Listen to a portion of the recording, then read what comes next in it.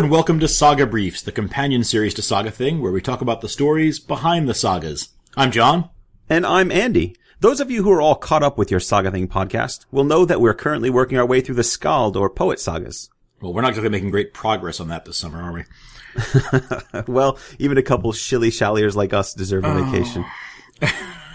Do we really? I mean, our podcast comes out once a month. You think we can manage it?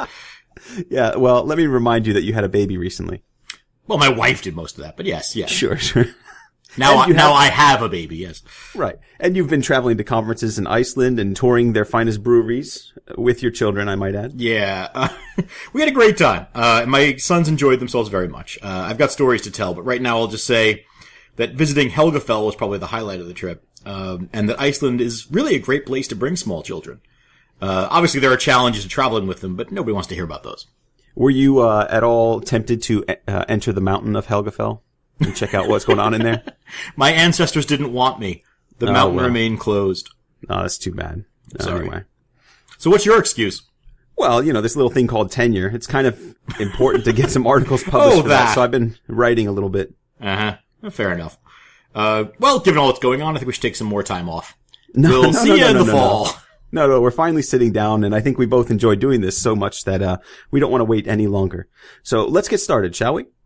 What are we going to be covering in this saga brief, John? Well, we should probably set up by providing a little bit of context for the listeners.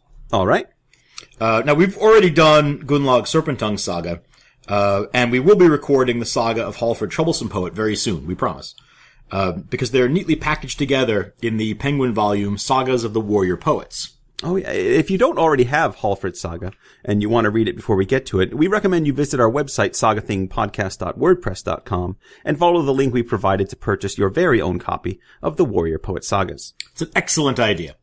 It's a great collection of Skald sagas, actually. And if you remember, during the discussion of Gunnlaug Serpentung and his fights with Hravan, we mentioned that it might be fun to do a saga brief on the Icelandic art of dueling. Ah, yes. I think I remember something like that, if only because I so love the Icelandic art of dueling. So, sit back and relax as we discuss the wonders of the Holmgang. You said it that way on purpose so you could put a silly effect in later, didn't you? No. Yes, maybe a little bit. There was a silly effect back there, wasn't there? There will be. Well, I think that word deserves a bit of something extra. It's one of my favorite words in Icelandic, actually. Is it really? Yeah. Why? Well, I just enjoy the sound of the word. I like how it rises and falls. Holmgang. My favorite is Glugathukur, but I see what you're saying. Holmgang has a certain resonance to it.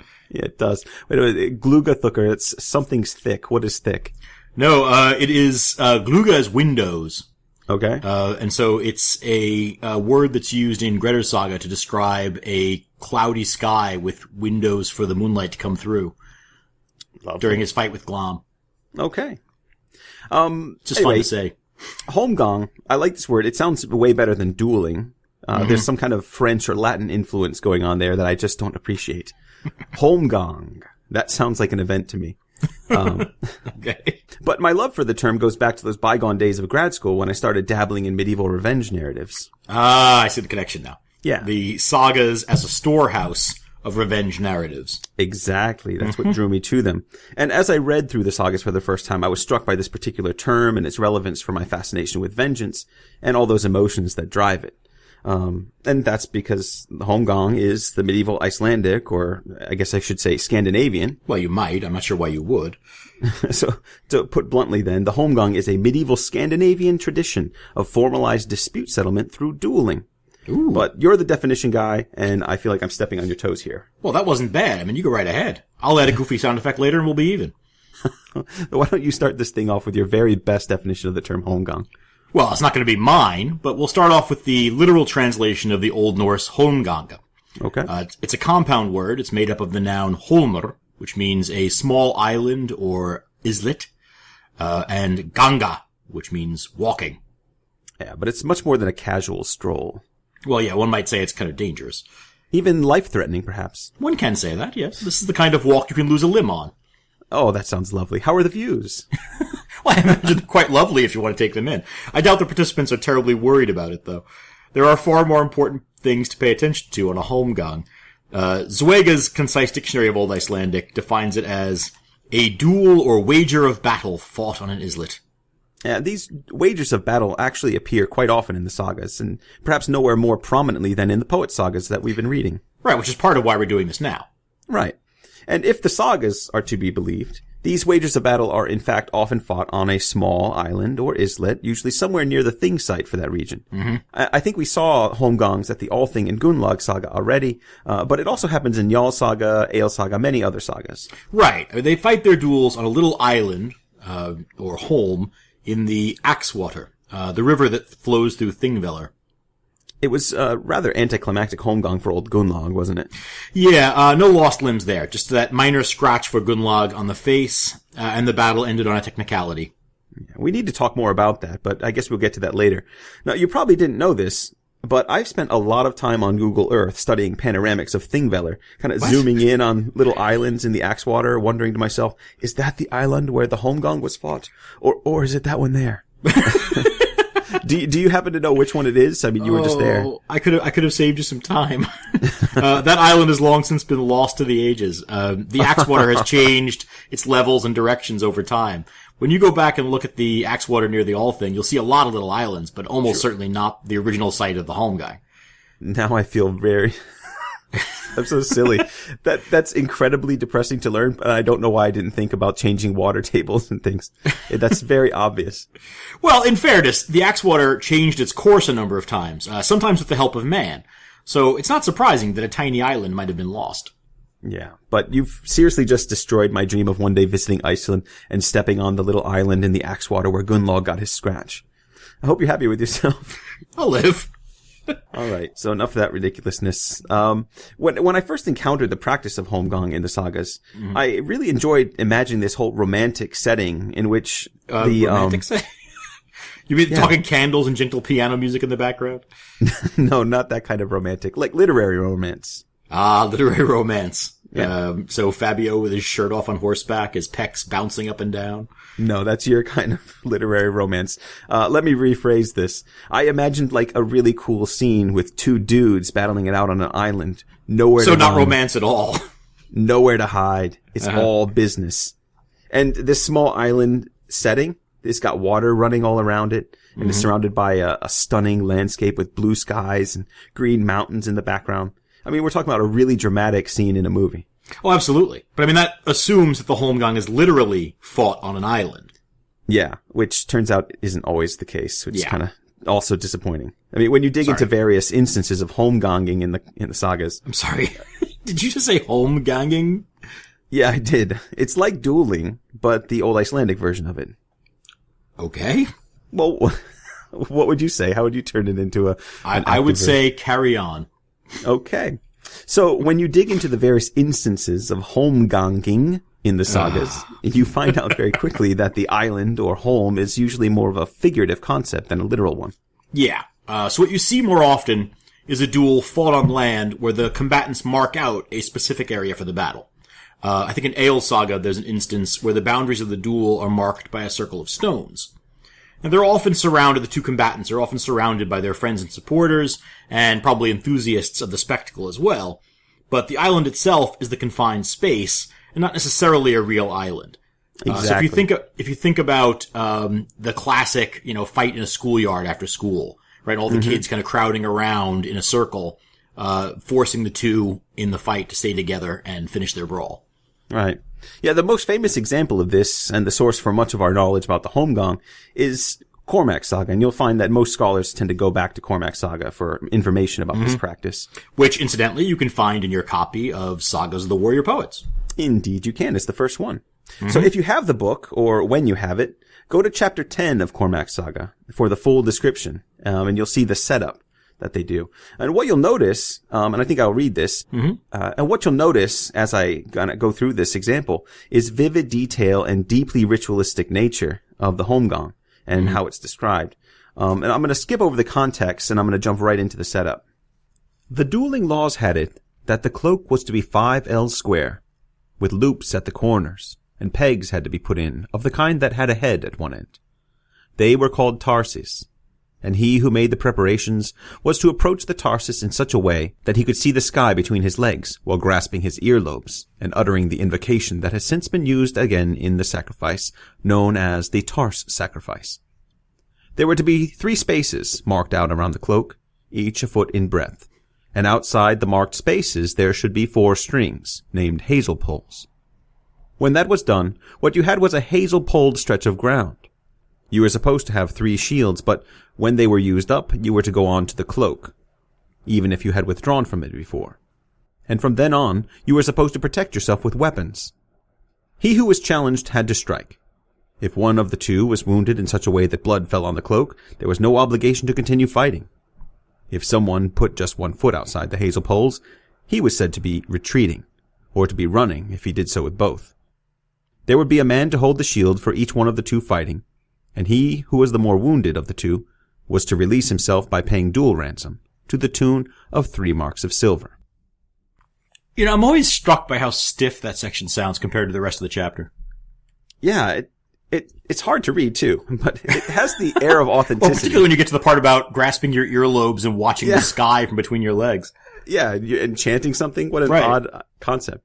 But it does have the air of authenticity, like it was taken out of a rule book or something. Mm-hmm. Well, I mean, it's certainly our most detailed example of the Holmgang, which is why we see it referenced all the time in scholarship. Mm-hmm. But, I mean, how seriously should we take this account as historical documentation? I'm really not sure. Well, okay. Do you think the author is quoting from a legitimate source about the rules of the Holmgang, or is this a bit of clever reimagining? I'm going to waffle again and say it's hard to say. Mm-hmm. The easy answer, based on the sound of the text and the detail that he provides, is yes. Well, it wasn't a yes or no question. But the fact that it sounds legit doesn't really mean anything. Mm-hmm. I mean, let's not forget that the practice of the Holmgang in Iceland was outlawed somewhere around the year 1006. Right, and that's a pretty important issue. I mean, our listeners may recall from Gunnlaug's saga that Gunnlaug's Holmgang with Hraven at the Althing was the last official duel in Iceland. I think Greda's saga explains that Jarl Erik outlaws the practice in Norway not long after, mainly because it was viewed as unfair. Right. So the important thing that I want to take away from it anyways, is the fact that the author of Cormac's saga probably wouldn't have had access to any eyewitness accounts or even written formalized rules of dueling from the period he's writing about. Mm-hmm. The main action of Cormac's saga is somewhere in the mid-10th century, and formal writing and the kind of day-to-day documentation necessary to preserve these kind of traditions in something like a rule book, it wouldn't come to Iceland until after the conversion. Now, we're right on the conversion here. But how established are we? Right. Well, and even though Cormac's saga is often thought to be one of the earliest sagas, it still wasn't written down until the early 13th century. So it's at least a couple hundred years after the end of the Holmgang in Iceland. Yeah. So when I consider all of that, I tend to think that the author's probably just really good at making up his description and helping it to sound legit. I guess I'm not saying that it's not legit necessarily. The tradition could have continued illegally for who knows how long, and the rules could easily have been preserved through oral transmission long enough to maybe have been written down for posterity. But, I mean, at that point, we're just grasping at straws just to prove something that we want to be true. You know, I do think, though, that it's safe to say that there was enough evidence to suggest that there was a formalized dueling practice, like the Holmgang described in the sagas. And there's certainly more evidence for that than we saw for the Blood Eagle in our first saga brief. Yeah, no, so I'm not going to dismiss I'm not going to dismiss the practice of Holmgang outright. I just don't think it was so rigidly defined as what we see here. So I just don't think it's as rigidly defined as what we see here. What do you think of the description in Cormac's saga? Do you have anything to add to this? No, I tend to agree. I think that covers it. We can't just dismiss the historical reality of the duel as a concept, since we can be pretty sure it was happening. Right? And again, as you say, this is not like the Blood Eagle where there's reason to be skeptical as to whether it even existed. But the details that we get and that flesh it out in the sagas probably owe as much or more to creative writing than to research history. Right. So now that we've deconstructed the whole concept, I think we should probably build it back up a bit. What do you mean? Well, we started out saying it was a duel fought on an island, John. And then we said it wasn't necessarily on an island. And we followed that up with an example of how it wasn't always on an island, only to undercut the legitimacy of that example. Okay. So, starting over, what can we say about the Holmgang that we can both accept as reasonably legit? Oh, I think there's plenty. I just think we have to be careful about how strictly we define the practice. So, like in the Blood Eagle episode, we have to keep in mind that these episodes in the sagas are all cultural reconstructions. Some of them are nostalgic, some of them are didactic and disapproving. Despite all of that, though, I think the variety of methods, landscapes, and practices we see in the sagas actually reflect the real-world variety of Holmgang practices from the settlement and Commonwealth age. I hope this isn't too disappointing for our listeners. We keep coming up with this, well, it's not really all that true. Right. I can imagine some people just want a clear answer to some of the issues that come up. Yeah, so do I. You know, there can be a real satisfaction in just taking things at face value. But that's not, it's just not the business we're in. No, I mean, sometimes it feels like we're in the wrecking cool stuff business. Yeah, it does. I know my students feel that way. Right. So why don't we start over and try to fix this by looking at some of the characteristics of the Holmgang? Oh, yes. I like that term. Characteristics. It's just general enough that I think we might be able to get away with some more definite statements there. I thought you might like that. Yeah. All right. So let's move away from where the Holmgang was fought and talk about why it was fought. All right. Now, it would be easy to look at the Icelandic Holmgang and conclude that it was pretty much like any other duel in the Western European tradition. We could be talking about D'Artagnan dueling the Three Musketeers, or cowboys shooting it out in the Wild West. Yeah, when I hear the word duel, I always think of that haughty aristocratic gentleman with lace pouring out of his sleeves, throwing down his glove at some man of lesser status who's been sleeping with his woman. Wow. That's really specific. That's what I have in my mind. All right. Your mind is a frightening place. There's certainly something to that version if we only look at the Skald sagas. Yeah. Gunnlaug may not have fancy sleeves, but he and Hravan are essentially fighting over Helga. And it's basically that's basically true of each of the other poet sagas. More or less. Now, you mentioned the Wild West a second ago, and it's the same there, too. Yep. Do you actually know about the duel, this famous duel between Wild Bill Hickok and Davis Tutt? No, and I question whether it's actually famous. What happened? What happened between Wild Bill Hickok and the other guy? What's his name? Oh, it's famous enough. Anyway, it's a minor digression, but maybe it's worth it. Okay. And what's the other guy's name again? His name's Davis Tutt. Okay. All right. Well, I'll be the judge of whether it's famous or not, but go on. Okay. So you got Wild Bill. You might know him from Wild Bill Hickok and his famous shows and Deadwood and all that stuff. So you got Wild Bill and this other guy named David Tutt, and they used to be friends. But then Bill started sneaking around with Tutt's sister. Ah, classic. Yeah. And then I guess Tutt started giving the eye to Wild Bill's girl. Okay. Wait, isn't Wild Bill's girl Tutt's sister? No, this is a different girl. I think Tutt's sister was just like a side piece. Okay. So anyway, they're playing like they're still friends, but in secret they really start hating each other. And then Tutt is he's going to try to ruin Wild Bill. And he makes the first move by setting up a poker game where he's going to bankrupt Wild Bill by working with the other players. But Hickok somehow ends up winning. I don't know what happened there. Is Tutt double-crossed, or? I don't know. I have no idea. But don't interrupt me. Sorry. We gotta get through this digression. Go on. So Tutt is so mad that he snatches Bill's pocket watch. It's like a really fancy watch made of gold. And he says he's going to keep it until Bill pays up for an old gambling debt that he probably invented. But that just seems petty. Yeah, it's not cool at all. And Bill, cool guy that he is, doesn't go crazy. He just calmly asks for the watch back, and he sits there while Tutt walks away with it. Awfully calm for a guy named Wild Bill. Yeah, exactly. Well, it's more of a show name. So anyway, the next day, Tutt is walking around swinging this pocket watch and making a big show of it, which obviously Bill isn't going to like much. Well, I can imagine. I mean, at this point, it just sounds like this guy Tutt is asking Bill to kill him. And that's basically what happens. While Bill confronts Tutt in the town square, and he says something like, "You better not come through here with that watch, buddy." That's not very good. Is that your Wild West voice? I think that was Gisley. That's what I was going to say. It's the return of Gisley. Yeah. Now, both men have their hands on their guns, and they're staring at each other all cool like in some Clint Eastwood Western. And then they both draw at the same time, but Wild Bill was more accurate, and he hits Tutt in the ribs and kills him. Okay. So this is essentially a great example of how the typical duel differs from the medieval Icelandic Holmgang. That is exactly why I told it. Sure. I never doubted you. Right. So that story is actually pretty classic. And aside from simple jealousies erupting into violence, one of the most important issues at stake in all forms of dueling, whether it's Western or Icelandic or whatever, is that of personal honor. Right. It's really the heart of most of the conflicts we see in the sagas, if not in all literature. Yeah, I mean, sure. And there are definitely these kinds of commonalities between the Icelandic Holmgang and the broader concept of dueling as we know it from literature or film. But there's a lot more to it. These saga characters are not simply a bunch of D'Artagnans or Wild Bills who feel slighted and enter a public duel to settle the score. Oh, definitely.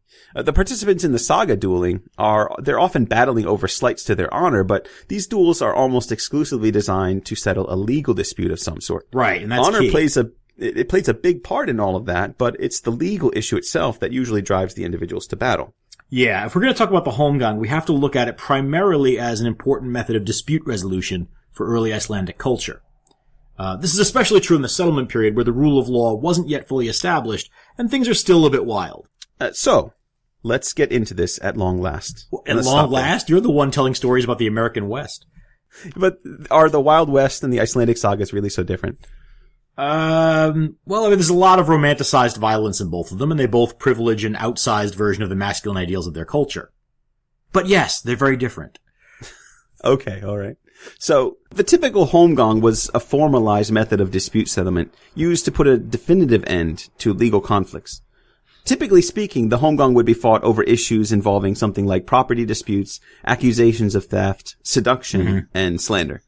Right. Well, inheritance disputes as well, let's not forget. Oh, yeah, right. I kind of lump those in with property disputes since they're often just fighting over land. But you're right, they do fight more generally over who gets what. And all this is fully supported by the courts, which is why we see so many duels being fought at the Althing, or at local thing sites. Right. Putting the emotions driving the feud aside, the Holmgang served as an opportunity for the two parties to resolve an impasse through legalized violence. And there are two basic forms of legalized dueling at this time. And so far we've only been talking about the Holmgang, but there was also the Einvigi. Oh, right. Yeah, I'm glad you're bringing that up here. Why don't you tell everybody about the Einvigi? As quickly as you can. Well, it's... I see. You get 3 or 4 minutes to talk about the Wild West. I have to... Right. Well, it's basically like a Holmgang, but it's much less formal and without all the rules that limit the violence and pacing of the duel. So it's basically like an all-out, anything-goes kind of fight. Right. I mean, to continue your Wild West comparison, it's the difference between the quick draw at high noon and the shootout at the OK Corral. You see, I knew what I was doing with that example. Well, and our listeners have already encountered both kinds because Gunnlaug and Hrafn do both in Gunnlaug's saga. Oh, is there second duel in Einvigi then? Yeah. Okay. It's a little bit less chaotic than Einvigi's tend to be, but yeah. One good distinction between the Holmgang and the Einvigi is besides the formal rules and boundaries of the Holmgang, is the fact that the Einvigi is often fought to the death. The Holmgang usually isn't. It's usually fought with a predetermined endpoint. Well, I mean, death is a pretty good endpoint, isn't it? Well, yes. I mean an endpoint before death. Oh, okay. Designed to prevent death. So, like in Gunnlaug's Holmgang with Hrafn, there are 2 possible ends established. The loser is whoever drops a weapon first, or whoever's injured first. And of course, they kind of both win and lose that fight. Right, well, yeah, exactly. Hrafn, if you guys will recall, strikes first, and he hits the shield of Gunnlaug so hard that his sword breaks. The tip of the broken sword flies upward and scratches Gunnlaug's cheek, but Hrafn is weaponless at this point. He's only got a hilt. So everybody rushes in to stop the duel on the grounds that the agreed upon terms had been met, but, of course, both sides think it's been met by the other one losing. Right. I think we kind of when we talked about it before, we said it was a little bit anticlimactic, but in this context, it's really a cleverly written scene. Yeah, it really is. And it does a nice job of calling the whole practice of the Holmgang into question. Now, you're getting ahead of things. We're going to try to stick to just establishing what the Holmgang was before we start examining why it was abolished altogether. All right. Yeah, I mean, we've got to get better at staying on track, don't we? We've already been talking for a while. Yeah, I don't know, though. Most podcasts seem to wander around a bit. Maybe it's like the superficial structure is part of the podcast aesthetic. There you go. So, are we done with the Einvigi? Yeah, I think we can talk about it where necessary, but the distinction seems clear enough. Holmgang has strict rules and structures. Einvigi is no holds barred kind of winner take all affair. Excellent. Good, yes. So where do we go from here? Well, why don't we try going through the whole process from start to finish? You mean like actually have a duel? All right. If we're gonna fight, I insist on not dying. Well, now. Let's do a Holmgang to first blood. I just want to be clear here. I was just talking about outlining the process from the challenge to the conclusion. But if you want to fight with me, I'm up for it. Yeah, let's do it. Okay. Maybe not the physical part. But we'll run through this as if we were the two duelers. Oh, all right. I better win this one. So, what exactly are we so upset about that we're going to be foregoing court judgment and rushing straight to the duel? Well, we're both happily married. Yeah. Our children are too young to cause any real trouble. So, yeah, no mistresses on the scene, right? Right. So for a saga context, this is going to be an issue of money or property. That sounds reasonable. Okay. Yeah, I'll go ahead and I'll be the instigator here. Of course you are. You're just playing the type, really. Well, now you're trying to slander me and ruin my reputation. Now that's cause enough for a challenge, John. Do not make me challenge you. Okay. I guess that's kind of the point. Right, that is the point. So we'll say that we're neighbors. We've agreed to share a small area, let's say a woodland area, that lies between our properties. Okay, so who actually owns this land? I call it. You got it? Okay. Dibs. But let's say you come from a larger family and have a bigger farm nearby. Maybe you're the local Gothi. That makes sense. I like that quite a bit, actually. It's only natural that you'd be a hermit with few friends. Oh. Talk about playing to type. Now who's slandering who? It's only fair. All right. So I think I see where this is going. So, you're using this woodland area to keep me friendly with you because you might need my support at some point in time. Right. Sure. Okay. And no, we're not really friends. In fact, nothing just personal. like in real life. Right. In fact, there's a history of tension between our families that goes back a few generations. Now, maybe we're the grandsons of the guys who got into a duel back in episode 1. Yeah, could be. Now, as time passes, you start taking more than your share of the available wood. Which, that's only proper, right? I mean, I'm providing for a much larger family. I've got more land to care for. I'm also ensuring that you're safe from your enemies, right? Mm-hmm. I mean, that kind of protection doesn't come cheap, John. Plus, a mafia enforcer? I also kind of know that you don't really need that wood for your little hovel that you live in. All right, I'm going to let that slide since you're getting into character. Yeah. Oh, yes, I am. I'm getting into character. No, I thought I was just being logical, but yeah, character. So I'm taking more wood than I have a right to. What are you going to do about it? I'm going to slaughter you. I'm going to take you to court. Oh, I was hoping we could avoid court altogether. Maybe we could talk this out. Yeah. Why is that? Because you own the property and you can accuse me of stealing, which isn't going to go well for me at all. No, this isn't looking good. I don't like it. Exactly.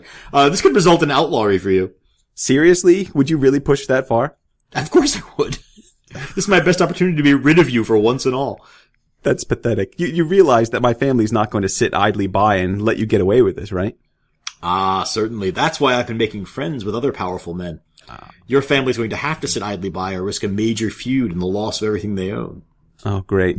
Okay. This didn't go exactly how I thought it would, but you're backing me into a corner. All right. What are you going to do about it? Well, look, it's true that I probably owe you some money, which I would pay if the court found me guilty. If? How about when? Okay. So I will pay if I'm forced to. But before we go to court, I challenge you to a duel. I want you to meet me behind the Walgreens at 4:00, 3 days from now. Or you're going to be forever known as a coward. And if you fail to show up, I will not only make sure that everyone knows about it, I'm going to erect a monument of a chicken on the spot so your cowardly nature will be known to all future generations. That escalated quickly, didn't it? It did, but I think it's reasonable. Nicely done. I think you hit all the right points for the challenge. Yeah, more or less. I mean, I'm no slouch when it comes to formal Holmgang challenges, John. Well. You've got to have a specific place, you've got to have a time, and a good insult to help seal the deal. Yeah, about the specific place. I'm not sure about the Walgreens, but you threw in a nice version of the Scorn pole with a chicken statue. Thank you very much. I thought it was a nice touch. Yeah, I was inspired by Jokel's challenge to Finnbogi in Vatnsdala Saga. Isn't that the one with the horse on a pole? Yes, exactly. Yeah, I was just reading through that episode recently, and I thought it was one of the kind of cooler examples of the Scorn pole. Mm-hmm. Yeah, I know we'll talk about it when we get to Vatnsdala Saga, but it's worth a quick mention now. So basically, if you'll allow me another digression. Oh, jeez. Like you have a choice. So Yokel is this really tough and imposing figure. Well, yeah, I mean, his name means glacier, so you'd expect nothing less, really. Yeah. And Yokel's brother Thorstein is challenged to a duel by a guy named Finnbogi, and then Finnbogi's friend Berg challenges Yokel to a duel on the same day. So Yokel stands up and says something like he doesn't want his brother to be hurt, so he counters by challenging both Berg and Finnbogi to fight him alone. Yeah, well, that's a risky move. Those are the guys with the nicknames Finnbogi the Mighty and Berg the Strong, right? Yeah, that's right. But I mean, Yokel's not afraid of these jokers. And so part of his challenge, like the one that I just did, is to publicly shame his enemies, saying something like, "You better show up to the duel, or everyone will know you have a mare's heart and not a man's." And then he concludes the challenge with a threat to raise what is called a Scorn pole with a curse on it to commemorate the moment. Right. And in that case, Finnbogi and Berg don't show up, right? No, they do not. I mean, So to there's be no fair, actual duel. no, to be fair, there is bad weather, but Yokel and his crew, they make a special effort to get there. And sure enough, when Finnbogi and Berg fail to show up, Yokel goes to Finnbogi's sheep shed and sets up a post. He carves a man's head on it, writes the opening words to the curse in runes, and this curse explains like how Finnbogi and Berg are cowards and that they should never have friends again and that they will have to endure the wrath of the gods. And then, this is the best part, he kills a mare, opens its chest just a little bit, and then sticks it on the pole. Subtle. Very subtle. Isn't it? Now, I know my chicken monument hardly compares, but I didn't think I could really maybe get away with mounting a dead mare or chicken behind the Walgreens. Right. So let's get back to that. Why is this happening behind a Walgreens? Oh, yeah. Well, that's because it's kind of like what you were saying a little while ago. When I was in middle school in Miami, my friend Leo was challenged to a fight after school one day. And just like in the Sagas, they set the time and place. And this one happened to be behind a drugstore. Maybe it was like Eckerd's, maybe not Walgreens, but Eckerd's. Anyway, everyone met there. They gathered in a circle, and I got to watch my friend experiment with nonviolence in a hostile situation. How'd that go for him?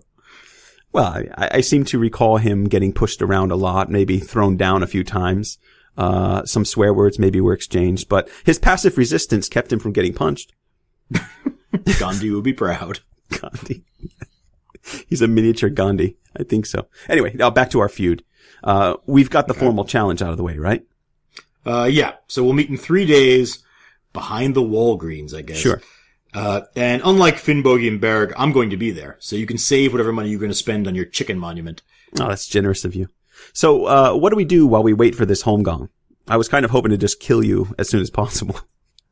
Well, I think that's kind of the point, isn't it? I mean, the beauty of the duel, whether we're talking about the Einvigi or the Holmgang or whatever, is that it forces the individuals involved to take some time to think about things.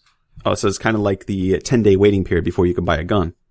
Exactly. Now, in the meantime, we are going to be communicating a little about the exact rules of the duel, probably through an intermediary. Now, we don't actually see that in the sagas, but that kind of thing must have happened. I mean, they always arrive at the site with a clear sense of what the rules are going to be, and the rules tend to be slightly different for each case. Right. So what do you say we follow Gunnlaug's example and go with first blood or first to lose a weapon? That sounds fair. And much less dangerous, actually. Which is also kind of the point. And it's one of the benefits of the Holmgang over the Einvigi or the more generally violent feud. It may not always work, right? Sometimes people get killed or maimed. I mean, sometimes first blood is fatal. But the Holmgang is designed to preserve the lives of both combatants. And their pocketbooks. I mean, according to tradition, the loser would have to pay a sum of money, something like the 3 marks of silver referenced in Cormac's saga. You pay that to the winner.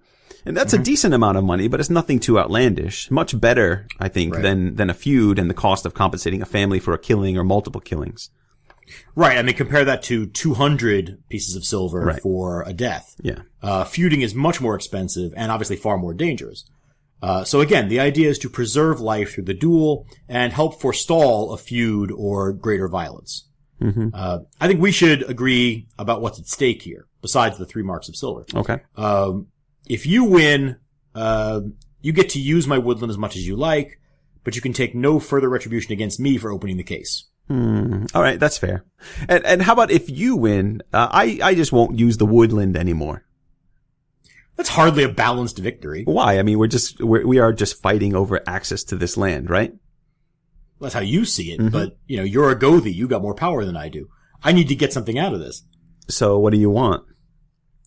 How about grazing rights? If we are the grandchildren of the men who fought in episode 1, they argued about our sheep grazing on your land. So if I win, my sheep get to run loose on your lawn. That's pretty lame. So yeah, I have no problem with that. Hey, you have a lot more land than I do. But don't be surprised if some of your sheep go missing. Well, as long as I'm invited to the mutton supper. I doubt it. After all this. Well, okay, so we're agreed. In principle, if not in detail. Right. This is actually one of the cool things about Icelandic and even Scandinavian dueling. In Western Europe, trial by combat was a court institution. That meant that the rules, regulations, terms, the consequences, the penalties, all that's determined by the court. Yeah, and the duel is legal in Scandinavia and it's recognized by the court, but it's not an institution of the court. And this means that we, as duelers, can determine our own rules and consequences. Yeah, it's quite liberating, isn't it? Absolutely. All right, now we've got 3 days here. We should use this time to prepare by finding a referee and our seconds. Right. Now, the referee's job is pretty simple. He's going to attend the duel, perhaps oversee the setup of the boundaries, and he's going to ensure that everything is done to the letter of the Holmgang, which are the rules or laws of the duel that we've agreed upon publicly.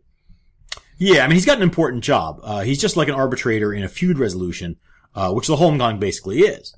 By announcing the Holmgang publicly right before the fight, he's trying to make sure that everyone knows the terms and that any foul play will be witnessed by everyone there. Now, I wouldn't dream of cheating. I'm really too good for that.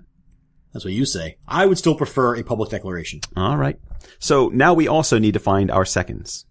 Right. Now these guys are really important. They're usually called shield bearers. They're like a second in a pistol or rapier duel in romantic fiction. They're there both as witnesses and as supporters. And they're usually very close friends or even relatives who have a vested interest in your success. Yeah, I find the job of the second in the sagas to be somewhat confusing, actually. Why? Well, I mean, I usually think of the second in a duel as having a more passive role. Well, I mean, that's sometimes the case in the sagas, right? Most of the characters we see dueling seem to be acting alone once things get going. Right. The shield bearer carries multiple shields since the two sides agree in advance on how many shields are going to be allowed during the fight. Right, and then when one breaks, the shield bearer can hand him another one. Right, and we actually saw a little bit of this in the first season of Vikings, those of you who watch the show, when Ragnar has what is essentially a Holmgang with Jarl Haraldsson.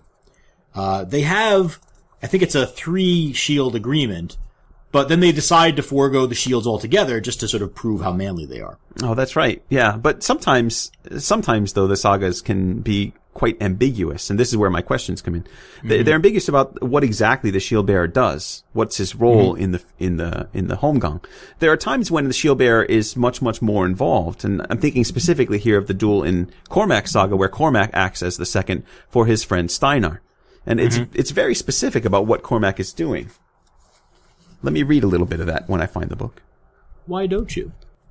So, Cormac is the shield bearer for Steinar. And as the saga describes things, Cormac's role is pretty significant, actually. Okay. Bersi hacked 2 of Steinar's shields, but Cormac held on to the 3rd. Bersi struck at Steinar, but Fiting, which is the sword that he's using, stuck fast in the iron rim of Steinar's shield. Cormac raised the shield, and in that moment Steinar struck at Bersi, hitting the shield rim with his sword, which glanced off the shield and onto Bersi's buttocks, and slid down along his thighs to the hollow of his knees, so that it stuck in the bone, and Bersi fell. No kidding. Yeah, well, you would, wouldn't you?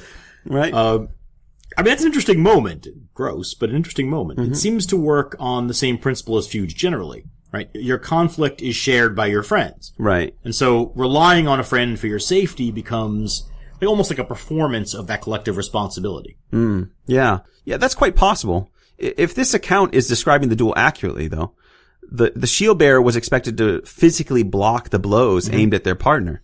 At least that seems to be what's happening here as I read it. Yeah. And I've actually been reading a lot about this as I decide whether or not to attempt an article on the subject of seconds. On the seconds, what have you found? A lot of confusion, really. Trying to figure this out. That's what we like when we're writing articles. Yeah. R.S. Radford, who wrote an article on the Holmgang, he seems to follow the Cormac example as standard practice. He even calls the shield bearer at the Holmgang a defensive specialist who blocks the attacks so that his friend can concentrate on offense only. I suppose that's possible if the men are using a two-handed weapon or even two weapons. Egil Skallagrimsson uses a sword and a spear in one duel, doesn't he? Yeah, Egil's fights are always crazy, with far fewer rules than we're really going for, but yeah, I think he does. Okay, well, so for our purposes, for our idealized kind of duel, our seconds are expected to hold our 2 extra shields, but we'll do the fighting ourselves. You promise? You're not going to call a berserker to fight as your champion? How do you know I'm not a berserker? I've known you. I should, actually. That would be a good option. But it's not exactly in keeping with the tradition of the sagas. It does happen occasionally that someone will stand in and fight for another, but that's unusual. Right. But the kind of tomfoolery that occurs in continental romances, that's hardly the standard practice of medieval Iceland. It's very important that the individuals who have the issue fight it out between themselves. And so we shall. All right, we've got our referee, we've got our seconds. Anything else we need to think of? Well, that depends. If you want to visit a witch and get a spell to help you, that's always an option. I don't think I want the stain of a witch's visit on my reputation. The bad guys are the ones who use spells and tricks to win. I'm the hero. I want to win on my own. How noble of you. I'm not sure that you're the hero, but I do need to let you know at this point that I have an enchanted sword. It was given to me by my father. He won it in battle a long time ago. Oh, great. Yeah, so it's going to be tough to beat. This is a sword that can't be broken, and it also can slice through rocks. Wonderful. Do you know any good witches who work cheap? No, not really, but I'm sure you could find a good one. All right. Let's jump forward to the day of the duel. We both arrive on time because punctuality is important. Absolutely. Right? Even being late for this can lead to an accusation of cowardice. And we have the boundaries marked out already. Now, why exactly did I choose Walgreens? I mean, I don't know. We should have met on a cool island somewhere with mountains in the background, like I was saying. I agree, but you chose the spot. Oh, it stinks back here. Now we have to decide on what weapons we'll use. Okay. Well, what kind of restrictions are we going to place? Well, you can't use your magic sword. No, I don't. You can use what is most comfortable to you, just so long as neither of us has a distinct advantage. Your sword can't be longer than mine. Okay. Well, I'll avoid the obvious joke there. I'm going to use my short sword and my shield, if that's okay with you. Fine. I'm more of an axe man, but I'll use a short sword as well to keep things fair. Okay. So the referee is going to announce the Holmgang log. The boundaries are all set. Our witnesses and fans are all gathered around, and the shield bearers are ready. Right, but make sure your shield bearer doesn't get involved or you forfeit. Okay, same here. And remember, you can't step outside the ring we've made. You're going to be exposed as a coward if you do that, okay? Oh, I'm not running. I've got too much at stake here. Me too. All right, let's do this.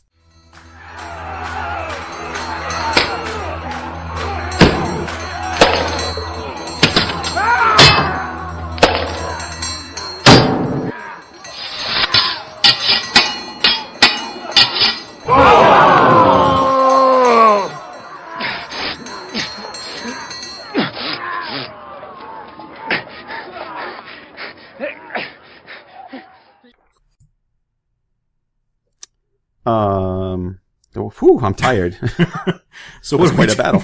What do we do now? How do we resolve this? You are physically very, very far away from me. So, we need to decide who won. How do you want to do this? Right. Coin toss? Yeah, coin toss. All right. I actually have Icelandic coins with me because I've just gotten back from Iceland. Of course you do. So we'll use a 10 kroner piece. And you can call it. Here is heads and here is fish. So do you want, call it in the air, heads or fish? I'm gonna go, fish tails. All right. I'm not gonna turn it, but you can see it is heads. Dang it. And it was my grazing land. Duel. So congratulations to me. Hooray for my sheep and their newfound grazing pastures. And stay out of my woodland. Well, there might be a rock slide coming your way. Oh no, I'm the one who hired the witch. Be prepared for an accident. Well, that was fun. Now in some of the sagas, the victor would sacrifice a bull after the Holmgang was finished, so I better get on that. Yeah, you can. You have a bull ready? Can you afford one? No, I can't need to borrow, actually. But... You need to borrow a bull? Well, I'll sell some of my wood. It's actually an interesting point. Most of the articles about the Holmgang really emphasize how secular the whole event is. Gwyn Jones, who is famous for his book on the Vikings and studies of the Vikings, he's got the kind of premier article, even though it's quite old, on the Holmgang. He makes a very big deal of how the Holmgang differs from traditional trial by combat examples in medieval Europe. Well, I mean, he's right in that the combatants aren't trying to put the decision directly in God's hands to determine right or wrong. There's no definitely pretense. not. Yeah. The result of a Holmgang isn't a direct judgment of God or the gods on an individual's guilt or innocence, like in a trial by combat. The Icelandic duelers they're really taking matters into their own hands and trusting in themselves alone to make their fortune. Yeah, maybe. But I'm not so sure I agree that the pre-Christian Icelanders would have necessarily thought they were doing it all on their own. I mean, there is a sense, right, that fate is playing a hand, that luck is playing a hand, and these things are tied up with a much kind of broader sort of spiritual landscape. Okay. Yeah, I think that's fair. It's safe to say, though, that we don't know what role the religion or faith played in Icelandic Holmgangs. I wouldn't be surprised if it played a significant role, but I also wouldn't be surprised either if it played no role at all. Right, or that sometimes it did and sometimes it didn't, depending on who's fighting and what their beliefs were. Oh, that's a good answer. See, we're very open-minded and fair here at Saga Thing. Well, or possibly just evasive. Yeah, very slippery. Any answer's a good answer. There's an interesting example in Outlawing Saga, which is set after the Christianization of Iceland, where the characters end up dueling despite the fact that the Holmgang has already been outlawed. Really? How does the author handle that one? Well, it's got the characteristics of a saga fight, a usual duel, but the language is much more appropriate for a Christian audience who would see God's hand in the action. So the fight is actually over whether or not the alt breached the rules of Christian holy days by dividing land on Michaelmas. Are you serious? Yeah. They actually get really worked up about it. The terms of the duel are something like, well, you won't teach me how to observe holy days. That's hilarious. Now, if ever there was a good reason to fight, that's it. Now, it makes our squabble over woodlands kind of trivial, doesn't it? We should go back and re-record the whole thing, make it about holy days. Yeah. And Yacht even says that the angel will guide their hands and reveal who was in the right. It's a pretty cool moment. It sounds like it. Yeah, we should do that one soon, just for like a change of pace. Yeah. Well, shouldn't we be wrapping this thing up? We've been going for a while. These are called saga briefs, but they seem to run kind of long. Yeah. Yeah, I think that maybe the name doesn't indicate how the length of the episodes. Right. It's more the legal pun. Yeah, that's what we're going for. Yeah, we're almost done, but we should talk about the decision to outlaw dueling in Iceland. Yeah, if only briefly. Yeah, that's an appropriate way to wrap things up, I guess. Yeah, indeed it is. Now, as everyone knows by now anyway, dueling was outlawed in Iceland around the year 1006, and as we said earlier, the very last duel fought in Iceland is supposedly that Holmgang between Gunnlaug and Hrafn. Right, and that author also hints at the Norwegian authorities' discomfort with dueling when Gunnlaug and Hrafn try to set up a final Einvigi in Norway. Exactly. Jarl Erik, he works to delay the fight until Hrafn is far enough away that he seems kind of out of Gunnlaug's reach. Grettir's saga actually speaks pretty directly about Norway's decision to outlaw the duel. And I'm assuming that it speaks for Iceland's reasoning to some degree as well, since it's an Icelandic writer. That's right. Do you have it there? Yeah, it's actually in chapter 19. It reads, before leaving Norway, Earl Erik had summoned the landholders and powerful farmers to him. They discussed many aspects of the law and government of the country because Erik was a firm ruler. People there thought it was disgraceful practice to allow robbers and berserks to challenge men of high standing to duels for their money or wives, without compensation being paid for the one who was slain. Many had suffered disgrace and lost their money. Some had even lost their lives. And so Earl Erik banned all duels in Norway. He also outlawed all robbers and berserks who caused any trouble.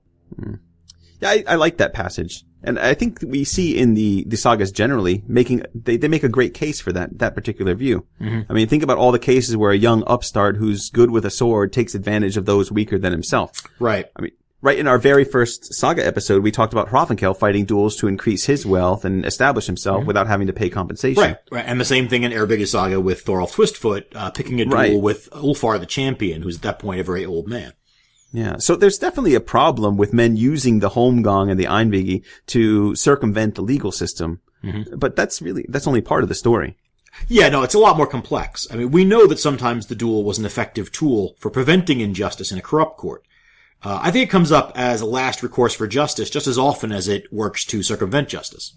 Yeah, some people like to point out that the decision to abolish dueling coincides roughly with Iceland's conversion to Christianity, so that dueling is too violent and barbaric a practice for the tender-hearted Christians. But I really don't buy that one. Yeah, I mean, I don't know if they're totally unrelated, but it's not likely that there's a causal effect there. For one thing, Norway was Christian first, and they didn't outlaw dueling until 1014, which is nearly a decade after Iceland. Right. And I think it's worth noting that dueling wasn't outlawed anywhere else in Europe until much later. There's another article by Marlene Siklamini.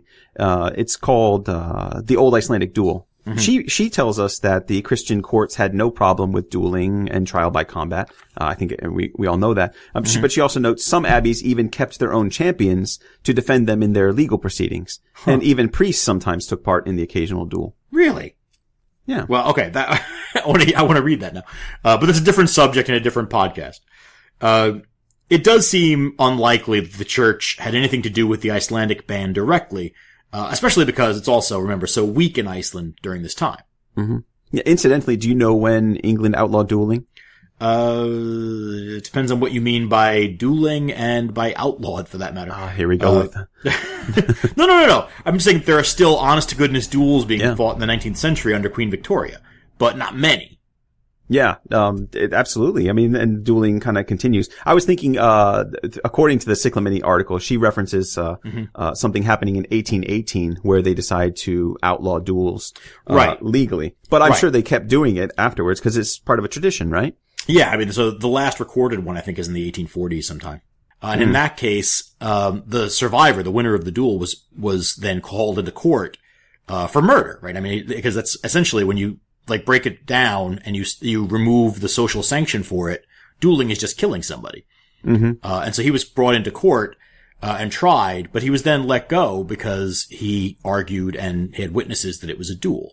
The newspapers at the time freaked out because, what they're essentially saying is if a wealthy man is fighting in a duel and kills somebody, it's okay. But if a poor man commits murder, then it's murder. And so you sort of, you had this sort of outcry that there was this second set of rules for the aristocracy. Right. Well, some of the arguments about Icelandic duel is that I think it's Radford who makes the argument, but I'm not 100% sure on that. It says something like the duel. One of the reasons that the duel was outlawed was because the aristocracy was trying to preserve themselves. Like the life of a man in Iceland is worth far more than it is maybe anywhere else, just because of all the things that they had to do and the struggle to survive.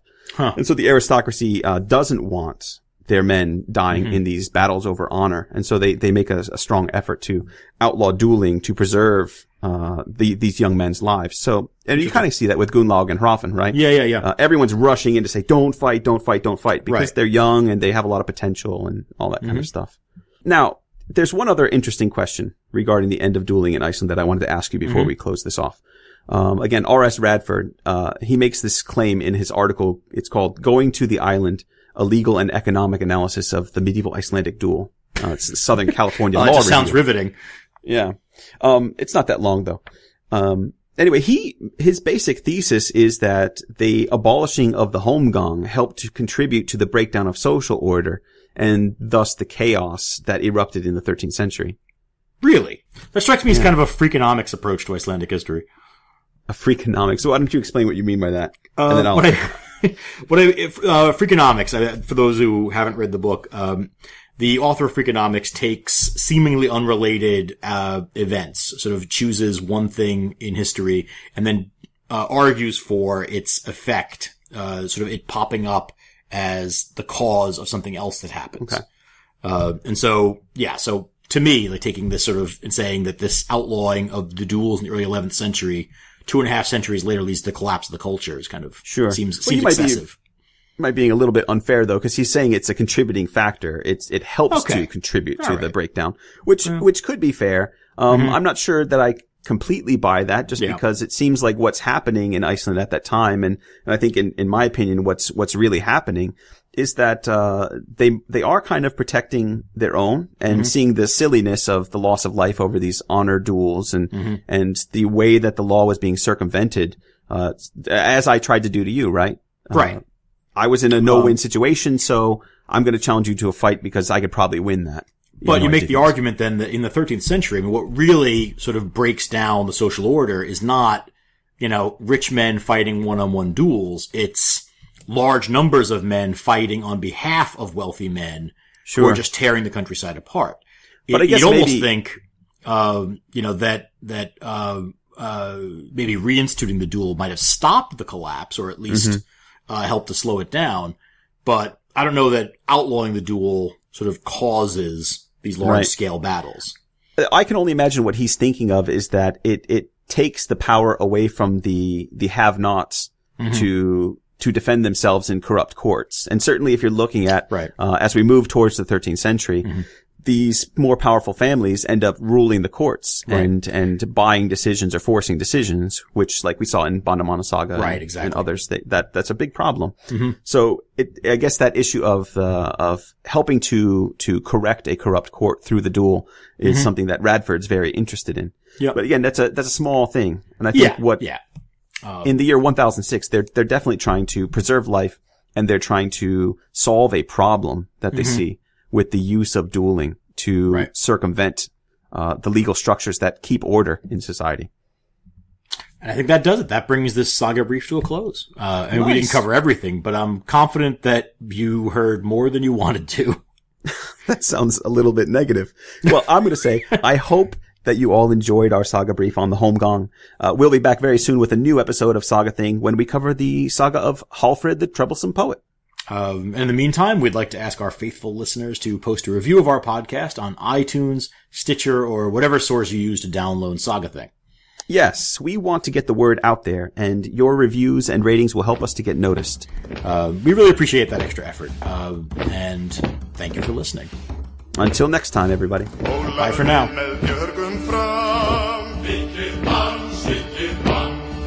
Nýttan fyrir sér alvaran var rauður loginn fram Líðan lagið fyrir undan björnum Líðan lagið fyrir undan björnum fram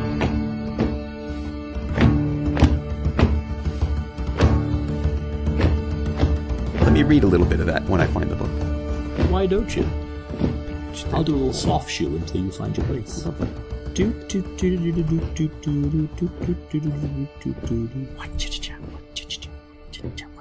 Okay.